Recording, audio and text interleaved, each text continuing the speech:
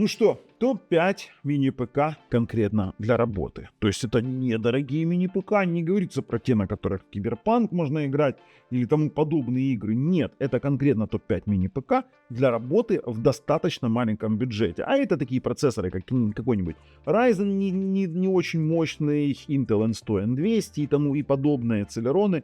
Но мы с вами выберем именно лучшие по нашей версии, которые мы использовали. На канале Технозон, поехали.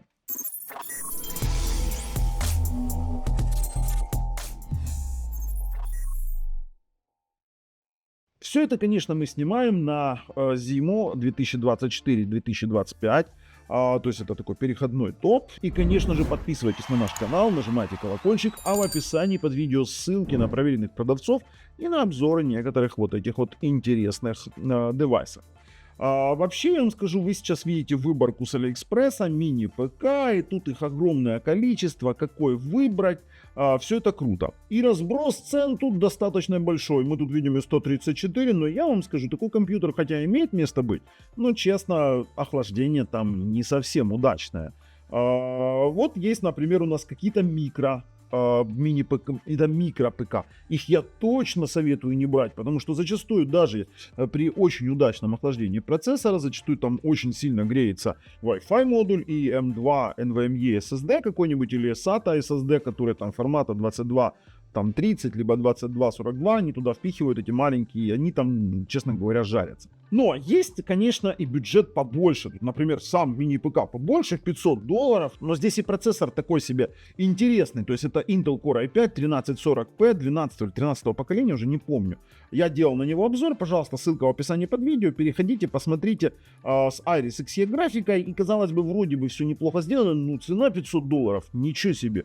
Поэтому мы его оставляем во внетопе, в топ он не входит. Как и Ninker N10, неплох комп, но опять же Intel N100, ну блин, и сочетание DDR4, и как бы за $199 это тоже не тот вариант, который мы бы искали. Хотя там есть у нас в принципе варианты на DDR5, и тут уже мы подходим к основной вещице. N100 плюс DDR5, либо Ryzen плюс DDR4, достаточно нормальный Ryzen, это как раз то, что мы ищем. Если вы мне будете писать комменты про N200, типа N200 там намного круче, N200 и N100 фактически давным-давно уже сравнили, одинаковые процессоры, единственное там на ядре сделали 3,7 ГГц, но у него производительность меньше, потому что реализовать нормальное охлаждение в формате мини-ПК для 3,7 N200, откровенно говоря, не получилось. И мы видим повсеместно у него тротлинг. Поэтому N100 сейчас это оптимальный вариант именно для рабочего компа. Но что у нас туда вошло? 5 мест. Пятое место. Belink Mini PC CR5 Pro. Неплох. На Ryzen 7 5800H с DDR4, 16 гигов, есть 32 гиговая, с 32 гиговая с терабайтником. И базовую модельку можно взять за $271. Да, это не дешево, будет дешевле, обещаю, что дальше будут дешевле варианты, но сам по себе мини-ПК очень даже неплох. Давайте я вам покажу. Это офисный мини-ПК с мультимониторингом, с LAN J45, с USB-шечками быстрыми. Ну, Belink всегда делали качество, еще с моментов, когда они ТВ-боксы делали, и тут у нас уже проц. Кстати, серьезно, 4 ГГц, 8 ядер, 16 потоков. У нас такая посредственная графика, не скажу, что это 780, это Vega. У нас DDR4 в двухканальный режим.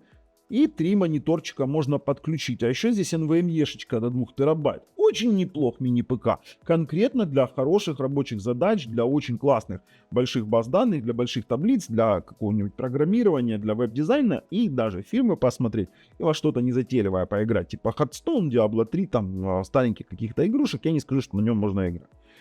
Следующий у нас идет GMTEC M6 Mini, тоже на AMD R5 6600. Объясню, почему он выше. Немножко другая серия, немножечко дешевле, даже не немножечко, а конкретно, то есть на целых $50.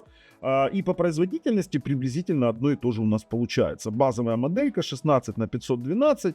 Но здесь у нас есть Double LAN на 2,5 гигабита, который зачастую на таких рабочих компах используют трейдеры, либо тех, кто работают в онлайне, которым очень важен постоянный интернет, то есть заводится 2 провайдера с 2, допустим, роутеров и тому подобное. То есть либо можно агрегацию получать для ускорения, то есть можно сагрегировать и работать с большими массивами данными на NAS сервере, если ваш роутер это поддерживает. 6 ядер, 12 потоков проц, немножечко слабее. Здесь Radeon 660, даже во что-то тоже мелкое можно поиграть. И PCI-Express 3, на нем стоит M2 NVMe, неплох. Вот совсем неплох, как чисто, опять же, для рабочих задач, хотя они тут говорят, что это Powerful Gaming GPU Vega 8. Ну нет, это не геймовый GPU абсолютно никакой.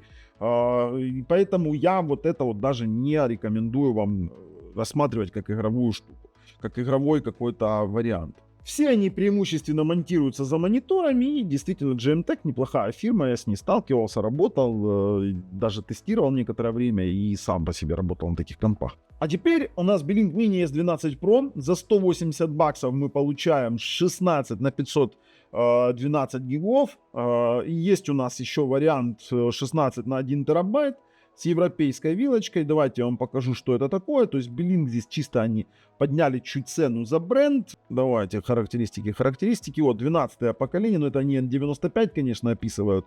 Нас интересует больше N100. 4 ядра, 4 потока, до 3,4 ГГц. И здесь опять же DDR4. Ну блин, Wi-Fi 5. И вот только из-за качества, из-за более-менее нормальной цены он у нас попал в топ на 3-е место.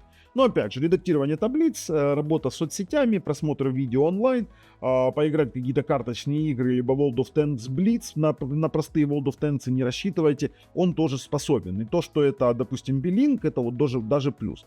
На втором месте у нас, смотрите, есть вот такой вот мини-ПК, очень интересный, на Intel N100, и сейчас многие скажут, что стоп, ведь тот стоил дешевле, и вы будете правы, потому что это уже идет на DDR5. А вот когда мы делали обзор FireBat на DDR4 и такой же FireBat на DDR5, то у нас FireBat на DDR5 показал прирост там чуть ли не 30 или 40%. Я вот тогда был удивлен в PC-марке, плюс в графических тестах он показал намного лучший результат. И теперь на секундочку, смотрите, мини-офисный компьютер, у нас 2 LAN RJ45 по 2,5 гигабита, USB-шечки, 2 HDMI-чика. У нас спереди Type-C-шечка есть. 4 ядра, 4 потока, до 3,4.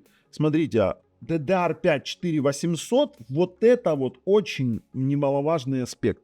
В DDR4 мы не можем получить ни DDR5, тут много потока. Поэтому DDR5 просто с приростом своей частоты здесь убыстряет всю систему, ну, очень даже круто. Вот серьезно говорю. Почти на 50%. PCI-Express 3 NVMe диск. 3 мониторчика можно подключать через Type-C-шечку. Еще DisplayPort там выводится. Еще тут и Wi-Fi 6.